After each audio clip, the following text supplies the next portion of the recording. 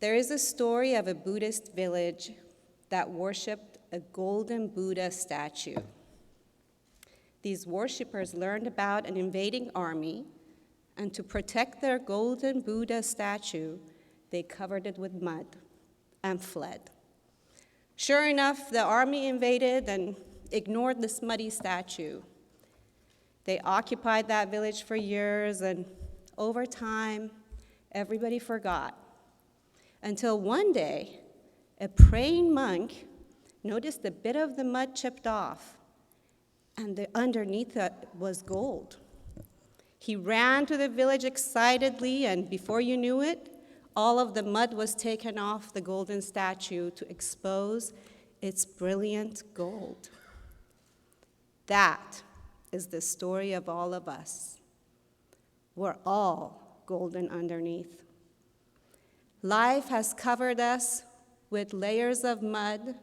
It's our mission and our journey to take those layers off and expose our brilliance. We all have so much brilliance, so much promise, so much talent, only if we could chip away at those layers of mud. You see, we go through life as it happens, most of us. We study what happens to be in our path. We do what our parents and educators and others encourage us to do. We even marry people that cross paths with us. If we're lucky, something or someone happens to awaken us. It's only after that awakening that we can truly focus on what it is to be us on this earth. For me, and I expect for many of you, that awakening was a rude wake-up call.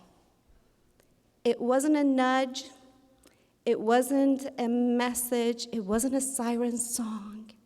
It was a sledgehammer delivered in the form of terminal illness. I was a successful, strong, well-regarded CFO, growing a company from nothing. I was a wife and a mother. I was room mom, PTA officer, family social director.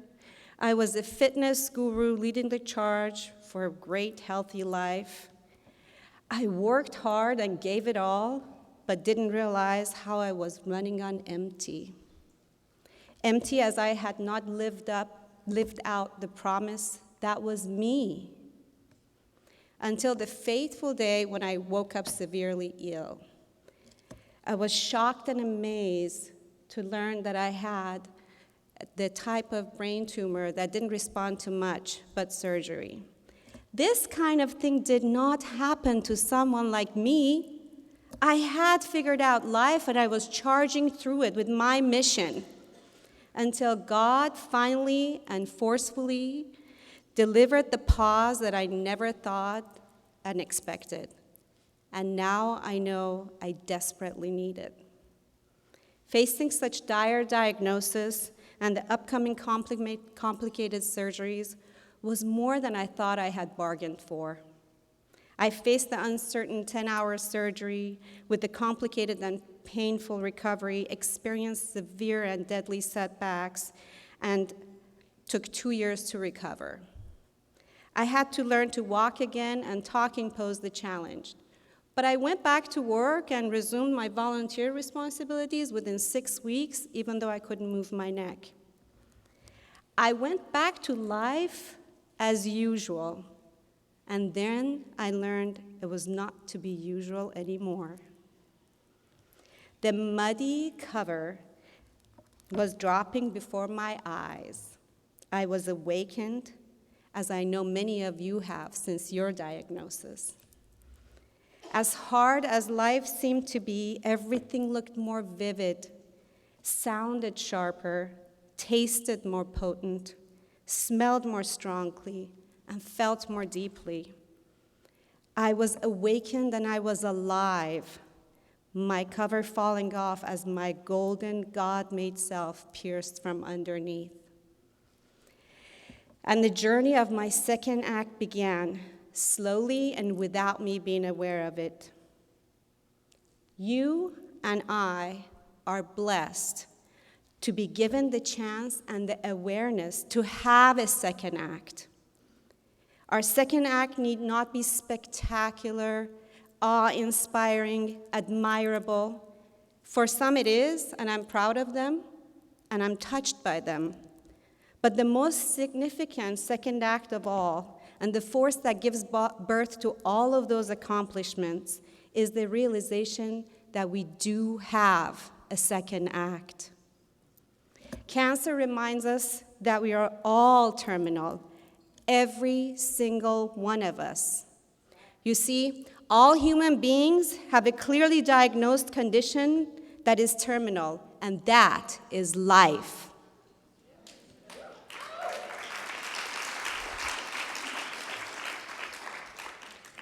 To understand that it is this moment, this present moment now, that matters the most, is the most important realization in a person's life. It isn't the pursuit of one thing or another, as fun as and intriguing as that may be. It's the realization that every moment in the present is the biggest gift we have. My second act started gradually and by force. I slowed down because I simply couldn't speed up anymore. And in that slowing down, my golden Buddha started coming out. I gradually made changes in my personal life and relationships and filled my life with people that enriched it. I learned to focus on spirituality and gratefulness, and through it, realized my true talents and desires, those God-given gifts that I had. And I was richly rewarded. I became more financially successful than ever. I became closer to my children and my friends and family and those who mattered. And I ended up with a loving, supportive relationship with my man, who, by the way, introduced me to this convention. Woo! I knew I loved public speaking and writing, and I started having opportunities left and right, as if magic. I felt blessed, but I knew there was more to it, that I had to take advantage of my God-given gifts better. But I was stuck. I didn't know what it was, until one day it occurred to me.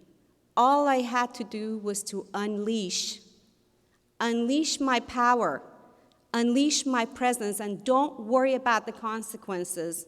Unleash my love. The most important way to face fear, the fear that holds us back, no matter what experiences in life we've had, is to hold back on unleashing who we are. So, with that being said, my mission and my second act had to start with me taking off my last layer of mud to expose the golden Buddha from within.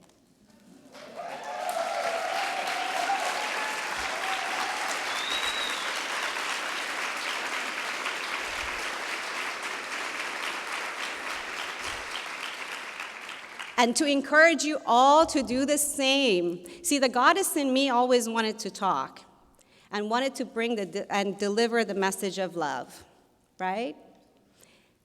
But I didn't know how. Thanks to this convention and this presentation, I'm officially beginning my second act. So thank you for allowing me to start my second act.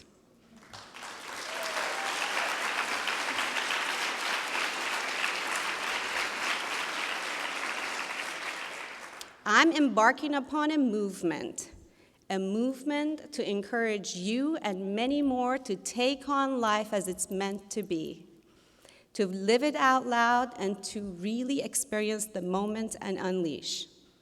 So, join me. Stand up if you can. If you're not able to, raise your arms. I don't care. Come on, stand up. You've been sitting down for a while. Here we go. Here we go. Let's celebrate tonight. Let's celebrate this moment. Let's celebrate that you're alive. All of your trials and tribulations, setbacks, complications, disappointments, encouragements, successes that you've had, victories, the love that you've received, the love that you've given have brought you to this moment. You're alive today, so celebrate it. Repeat after me. I'm alive. I'm alive. One more time so Nashville can hear you. I'm alive. Woo! Look at your sisters and brothers in this fight. I'm alive. I'm alive. Woo!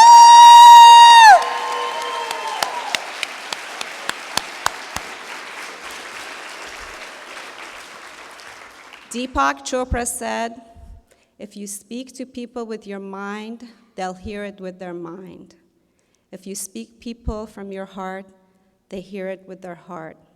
If you speak to people with the way you live your life, you change theirs. Go out and live your life with courage as the survivors that you are and change others. You are a golden goddess.